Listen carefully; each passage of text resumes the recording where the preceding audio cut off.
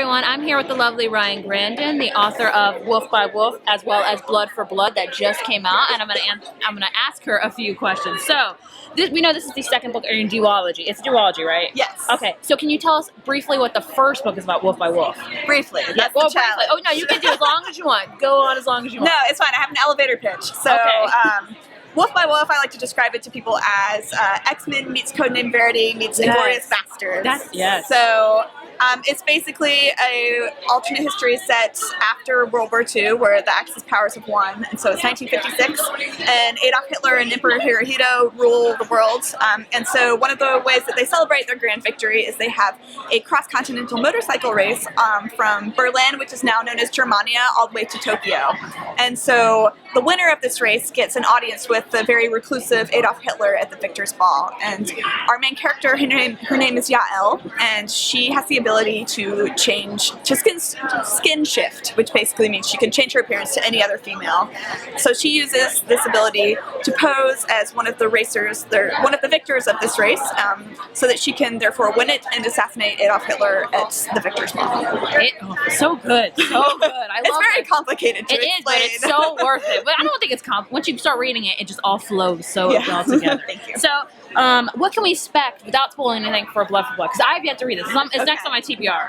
So, like, are there any 3 choice words you can use that's like Blood for Blood? Is it like heartbreaking? Like, how many tear emojis are we talking here? Oh no, I'm still not ready for that yet. So 3 words.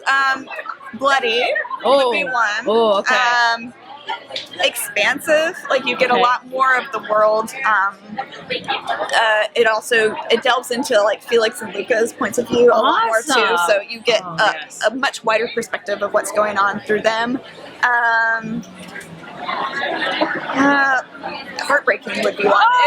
It was really hard for me to write, just in the sense that it was super challenging. Like I had to figure out. Alternate history is really hard because you have to know the history well enough to write it, but you also, like, I had to figure out, like, all of the mechanics of, like, war and how it would play out and very realistically. So it was very challenging for me, and war is, by its very nature, heartbreaking and devastating. So that is also reflected in the storyline. So Adele, do we see more of her in this book? Oh, we do. No? Yes? So, because I'm curious about that. Like, because after the first book, I'm like, I want to know more about her. Yeah, so what's happening with her? Yeah, she's an interesting character because she's very prominent in the series, but she herself is not in it a lot. So you see Adele through like Yael's portrayal of her, and you also see Adele through Felix's point of view, and also through Luca's point of view from their past experiences with her. But she, as a main character, she's only in a few chapters in this one. So she does make appearances, but she's not necessarily like at the forefront. But there is, or there was a short story where I kind of explored that. And so that was like the pre-order offer. So I'm not sure if that will possibly be available in the future or not. Maybe, we'll see. So what inspired you for Wolf by Wolf? Is it something that you've always been wanting to write, or is it something you thought of late up at night, or? Yeah, so I have always loved World War II. Yeah, I was going to ask if you love history. Yeah, so I grew up just loving the stories that were told in that era. And I wanted to, so after I read Scott Westerfeld's Leviathan, so in that series, he takes World War I and explores it in a very non-traditional way, steampunk, alternate history. And so after reading that, I was really kind of challenged to say, okay, like I want to explore history in a very like non-traditional way like that. So World War II was an era that I was really familiar with, and so I felt a lot more confident taking that period on. And really the inspiration for it, I was actually teaching at a preschool, and when you teach at a preschool, your mind sometimes like wanders where you're just like, I'm going to think about something that's not screaming toddlers. Yes, I've screaming toddler, I know. Yeah. So I was teaching this class, and then the very first line of Wolf by Wolf popped into my head, which was, once upon a different time, there was a girl who lived in a kingdom of death. Wolves howled up her arm, a whole pack of them made of tattoo, ink, and pain, memory, and loss, and it was the only thing about her that ever stayed the same. And so that line, most of that line came into my head at that moment, and I was like, okay, this girl has tattoos, they don't change, what does that mean? What is this kingdom of death that she lives in? And so like all of the things kind of fell into place after that, and it sprouted out of that. the motorcycle aspect came from watching The Long Way Round. Awesome. It's for those of you who don't know, it's Yeah, a BBC miniseries. Okay. That Ewan McGregor, the actor, he and his friend Charlie Boorman, they do a long distance motorcycle ride from London to New York via the Road of Bones in Siberia. And it's like a hilarious miniseries because everything that could possibly go wrong goes wrong for them. And Ewan McGregor has such a great sense of humor that I didn't really realize until I'd watched this series because he's like doing Obi-Wan Kenobi impressions on the road. I've never thought of him as funny. Yeah, he's hilarious. That's awesome. And he also rides motorcycles a very long way. I love that you put that motorcycle aspect in there. You have history, but you have this huge sense, like, it read more like an adventure, but I love that it had history in there. Does that make sense? Like, I love the motorcycle aspect. That was my goal, I think, in writing Wolf by Wolf, because I think a lot of times history or historical fiction gets overlooked by people who aren't used to it. And so they'll be like, oh, that sounds okay, but I don't read historical fiction. And so I wanted Wolf by Wolf to kind of be a gateway drug into this era because I think it's really important for people to learn about this history. Especially in the light of things that are happening today. Perhaps it's good to look back and see this is where humanity has gone in the past. We can't let that happen. Right. So that was my goal. I wanted to make it appealing to people for action and adventure, but also like the gateway drug to history. Yeah, it got me. It got me. That is for sure. I love that. I love a main character. She's amazing. So the 5 tattoos, is that something you thought of just like at the preschool day that you just thought of the 5 tattoos? Yeah. They weren't originally wolves, but because you have did that inspire? Because I know you have a dog that's like what is he? He's a wolf hybrid. Yeah, so he's huge.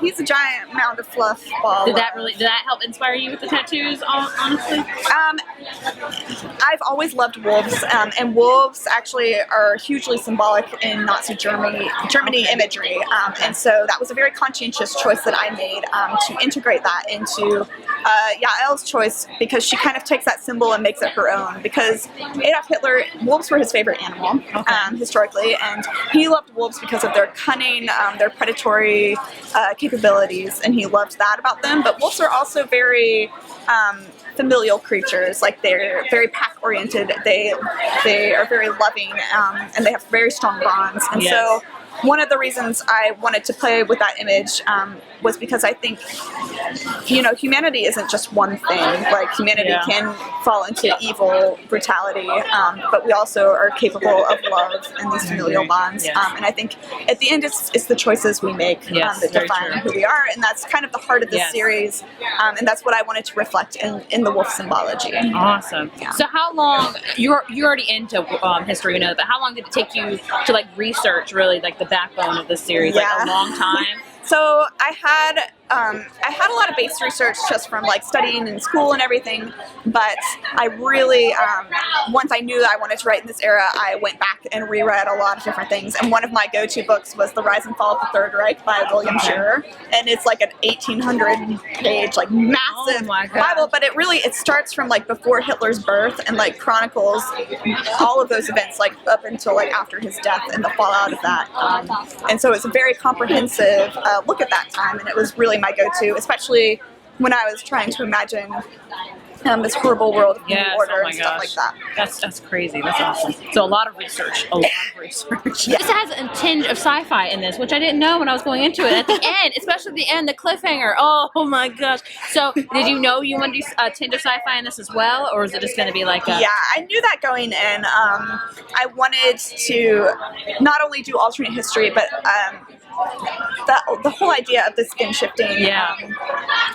I really kind of gravitated toward that because race and appearances were such a big part of Adolf Hitler's Germany and just like the backbone of the Third Reich. And so I really wanted to strip that possibility away and look deeper because we aren't our skin, and that goes back to like we're our choices and we're who we are. And so that also like helped really explore that message in a way that couldn't have been explored outside of the sci-fi. I love that. Oh, that's sci-fi with the cliffhanger.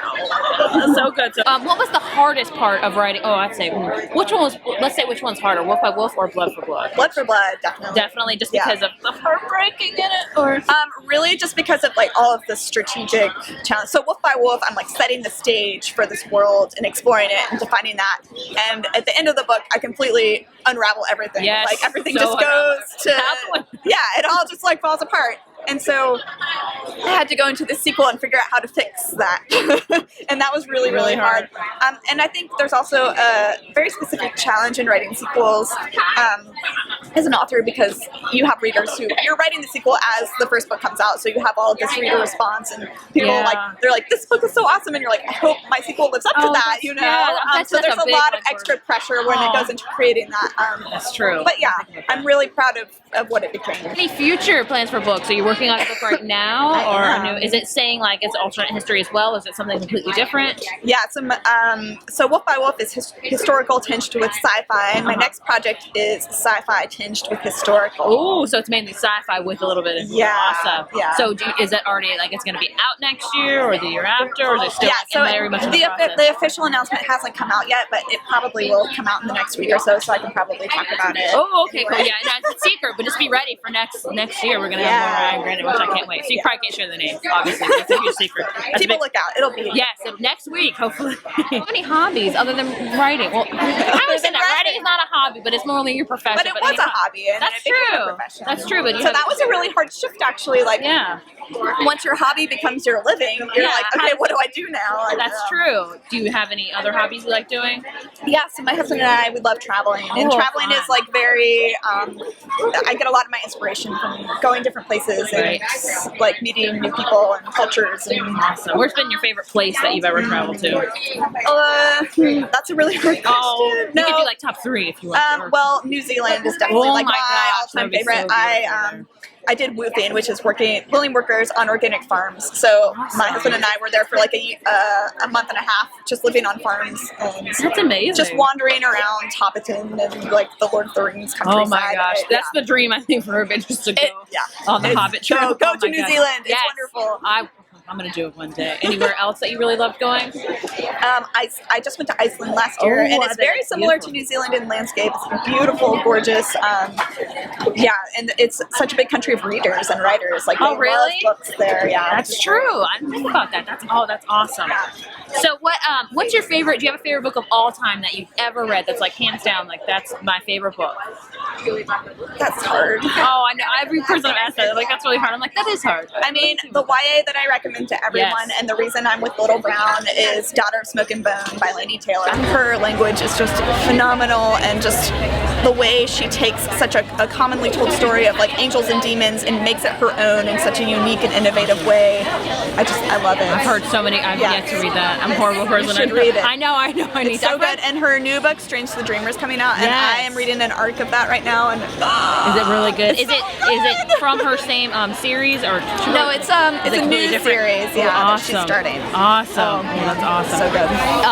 Do you have a favorite book that you've read this year? Like just this year alone? Like has there been a couple that have really? I've read very sporadically this year. I just finished reading Winter Song by Sarah J. Jones, and that's coming out in 2017. It's a young adult labyrinth retelling set in like 18th century German or 19th century Germany. Anyway, and it's about a girl who has to rescue her sister from the Goblin King, who takes her. Oh, oh my gosh, it's very amazing. Good. Yes, very lush writing.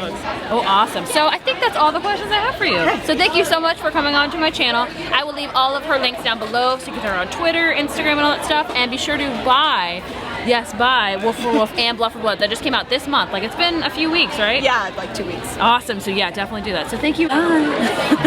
Thank you. Ooh.